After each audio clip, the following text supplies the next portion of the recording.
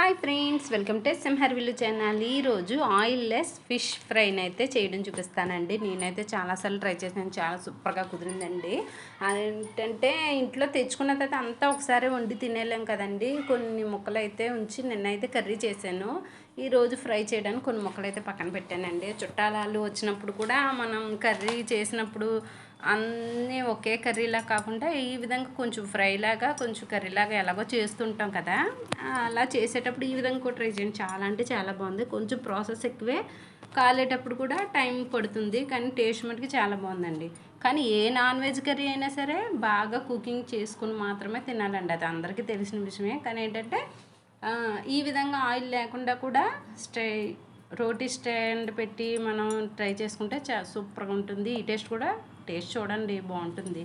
దీంట్లోకి కావాల్సిన మసాలాలు ఏంటంటే కార్న్ఫ్లోర్ 2 స్పూన్లు తీసుకున్నాను, సాల్ట్ 1 స్పూను, ధనియాలు 1 spoon, garam masala 1 spoon, red chilli 1 spoon, మిరియాల పొడి 1 స్పూను, కరివేపాకు పొడి 1 స్పూన్ తీసుకున్నానండి. అల్లం వెల్లుల్లి పేస్ట్ 1 స్పూను. ఎందుకంటే ముక్కలు తక్కువ ఉన్నాయి కాబట్టి. అదే మీరు ముక్కలు ఎక్కువ దాన్ని బట్టి అయితే మీరు చూసుకోవచ్చు.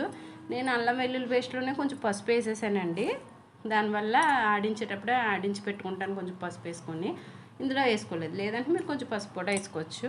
నాన్ వెజ్ ఐటమ్స్లోని కర్రీ వండినా సరే పసుపు తగ్గించి వేసుకోకుండా కారంతో వేసుకుంటే కలర్ఫుల్గా చూడడానికి బాగుంటుందండి.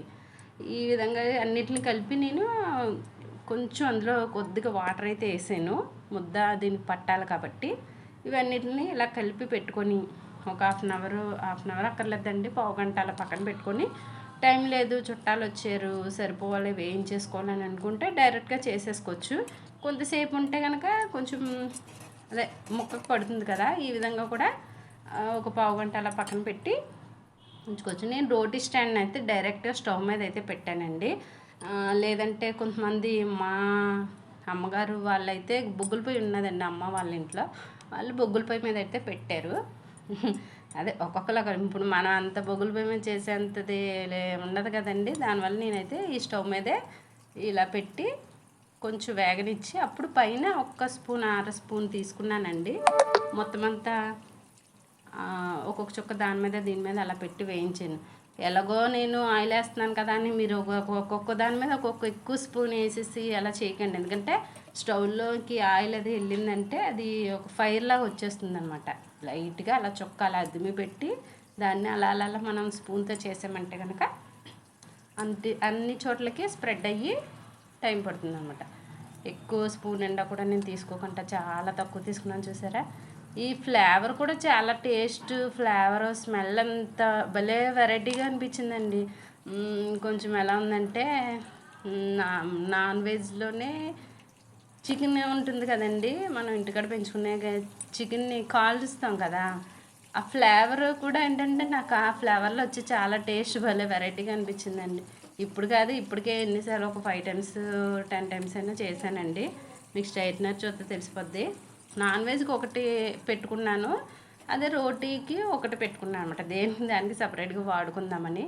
బాగుందండి టేస్ట్ అయితే. ఇలా అయితే సరిపోతుంది మనకి, అయ్యిందని తెలిసిపోతుందండి.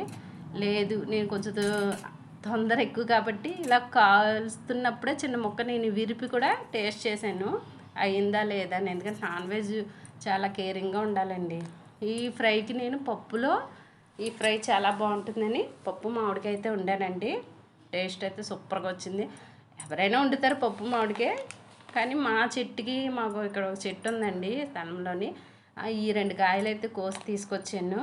వీటిని అయితే క్లీన్ చేసి 2 కాయలు వేసాను, ఇంకో సగం బద్ద ఇంట్లో ఉంటే అది కూడా వేసాను. నేను పులుపు ఎక్కువ తింటానండి, ఫ్లేవర్, నాకు పులుపు అంటే చాలా ఇష్టం. అది మీ ఇష్ట ప్రకారం అనమాట. ఇలా పప్పు మామిడికాయ వండుకొని అలాంటి చికెన్ ఫ్రై, ఫిష్ ఫ్రై, ఇలాంటి ఫ్రై ఐటమ్స్ తింటుంటే ఉంటాయండి. ఆయిల్ కూడా తక్కువ ఉంటుంది కాబట్టి హెల్త్కి కూడా చాలా మంచిది కాబట్టి ఇలాగా ఫిష్ ఫ్రైని అయితే మీరు ట్రై చేయండి, చాలా బాగుంది. ఆయిల్ లెస్ ఫిష్ ఫ్రై నేను అంటేనే సత్యం వండిన వంట అనమాట. చాలా అంటే చాలా బాగుంది, మీరు ట్రై చేయండి. ఇదిగోండి ఇలాగ 2 కాయలు ఒక బద్ద కూడా తీసుకున్నాను. అంటే ఇంట్లో మేము ఒక 6 ఉన్నాం అనమాట. అంతమందికి కలిపి ఉండేలాగైతే ఇంత తీసుకున్నాను. మీ ఉండే వాళ్ళ దాన్ని బట్టి మీ ఇష్టం. పప్పు అయితే అయిపోయింది, తాలింపు కూడా ఇస్తానండి. ఇదిగోండి ఈ విధంగా చేసుకొని ఇవి ఫిష్ ఫ్రై చికెన్ ఫ్రై ముక్కలతోని తింటే, ఫిష్ ఫ్రై వాటితో తింటే పప్పు ఉంటుందని సూపర్.